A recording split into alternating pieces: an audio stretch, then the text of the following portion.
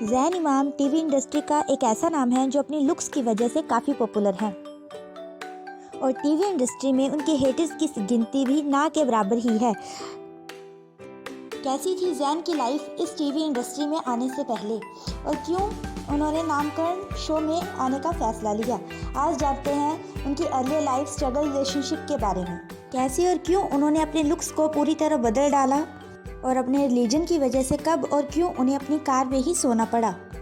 किस तरह के लोग ज़ैन को बिल्कुल पसंद नहीं आते, उनकी एक फ़ैन के घर से भाग जाने का किस्सा।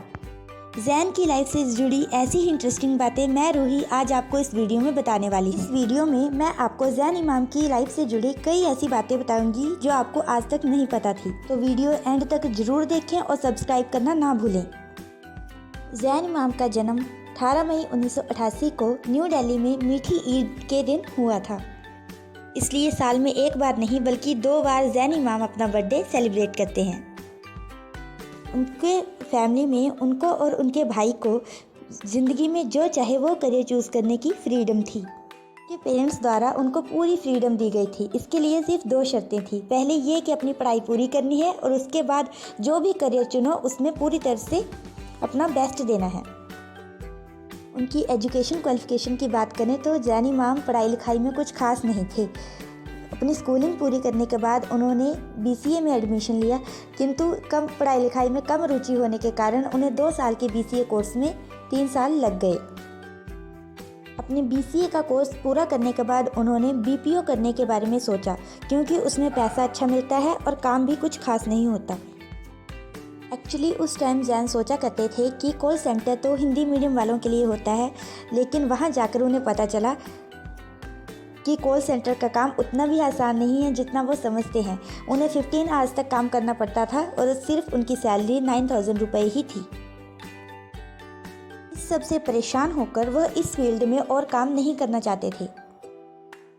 ज़ैन इमाम को उस टाइम कुछ समझ नहीं आ रहा था कि इसके बाद उन्हें क्या करना चाहिए। कुछ टाइम सोचने के बाद उन्होंने फाइनली MBA में एडमिशन ले लिया। अपनी MBA की पढ़ाई पूरी करने के बाद वह एक अच्छे फर्म के लिए काम कर ही रहे थे, लेकिन किस्मत में उनके लिए कुछ और ही लिखा था। एक्टिंग फील्ड में अपना हाथ आजमाने के लिए उन्होंने सबसे पहले मॉडलिंग करना शुरू कर दिया। अपने मॉडलिंग करियर में उनको सबसे पहले एक एडवर्टीज़मेंट मिला जो कि हाइक मैसेंजर का था। इस एडवर्टीज़मेंट को करने के लिए उन्हें 16,000 रुपीज़ ऑफर हुए थे। ज़ैन को तब लगा कि इतने से ऐड को करने के लिए इतने सारे रुपए, अब तो लाइफ सेट है।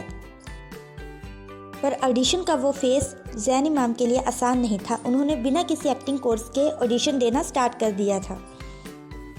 कास्टिंग मेंबर ज़ैन इमाम का बहुत मजाक उड़ाते थे, उन्हें इस बात का बहुत बुरा लगता था, लेकिन इन सब बातों को उन्होंने पॉजिटिव रूप में लिया और अपनी स्किल्स पर वर्क करना शुरू कर दिया।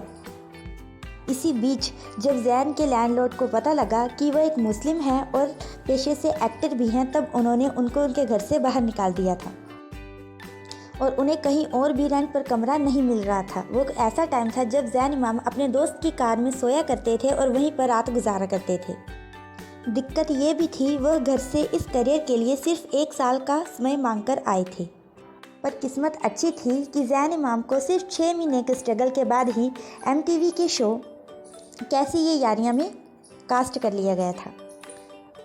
शो में उनका रोल एक कैंसर पेशेंट का था जिसके लिए उन्हें छोटे बाल रखने थे, लेकिन ज़ैन बाल नहीं कटवाना चाहते थे। पर अपने पहले ही शो में वह अपना करियर भी दांव पर नहीं लगा सकते थे। ज़ैन हमेशा से ही अपने सबसे बड़े क्रिटिसिज्म रहे हैं और वह दूसरों के क्रिटिसिज्म से भी पॉजिटिव होकर अपने आप को इम्प्रूव करने में विश्वास रखते हैं। कैसी ये यारियों में स्पोर्टिंग रोल करने के बाद ज़ैन इमाम को अगले ही साल टशने इश्क में युवराज लूथरा के करैक्टर के लिए कास्ट कर लिया गया था। इस शो के लिए ज़ैन को best actor in negative role का अवार्ड भी मिला था। इस शो के दौरान ज़ैन और जैस्मिन के बीच लड़ाई का एक किस्सा मैं आगे आपको वीडियो में बताऊंगी। इस शो के बाद उन्होंने ये वादा रहा शो में अबीर का करैक्टर भी प्ले किया, लेकिन 2017 में आया उनका शो नामकरण जिसमें उन्होंने नील खन्ना का किरदार निभाया था। उनकी ज़िंदगी का सबसे बेस्ट शो रहा। इससे उन्हें एक्सट्रीम लेवल की पॉपुलैरिटी मिली। पर आपको ये जानकर हैरानी होगी कि नामकरण शो करने के पीछे ज़ैन इमाम का एक ही मकसद था कि इस शो के प्रोड्यूसर महेश भट्ट थे। उनका ये डिसीज़न उनके लिए बहुत ही फ़ायदेमंद रहा और साथ ही इस शो में उनका बचपन का सपना जो कि एक कोक बनने का था वो भी पूरा हो गया। नामकरण शो के बाद जैन की सोच टीवी इंडस्ट्री के बारे में बदली और उन्होंने इसी प्रकार के और शो करने का फैसला लिया।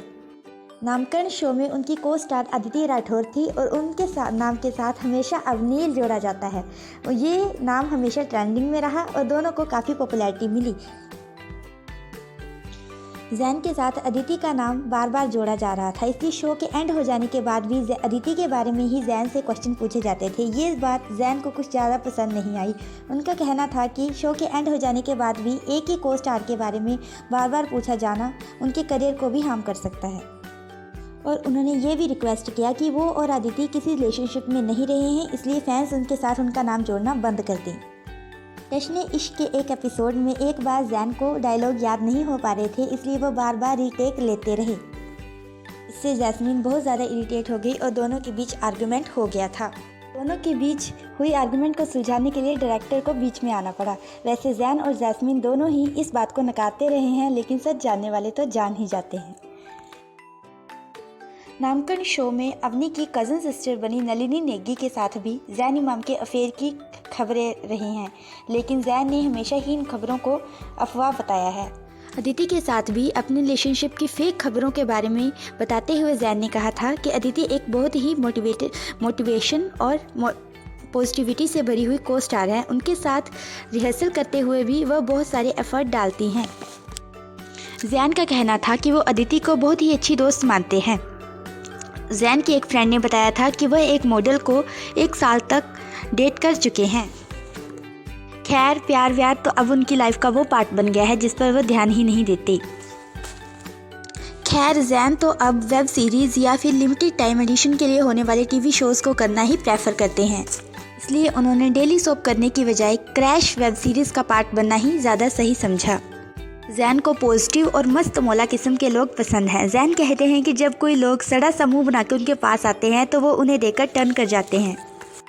एक बार जैन अपने टीवी शो ब्रह्म सर्वगुण संपन्न की शूटिंग कर रहे थे। उस टाइम 18 साल की एक लड़की घर से भागकर उनसे मिलने वहां पहुंच गई थी और साथ ही ये भी बोलती है कि इस बारे में उनके पापा को पता नहीं है।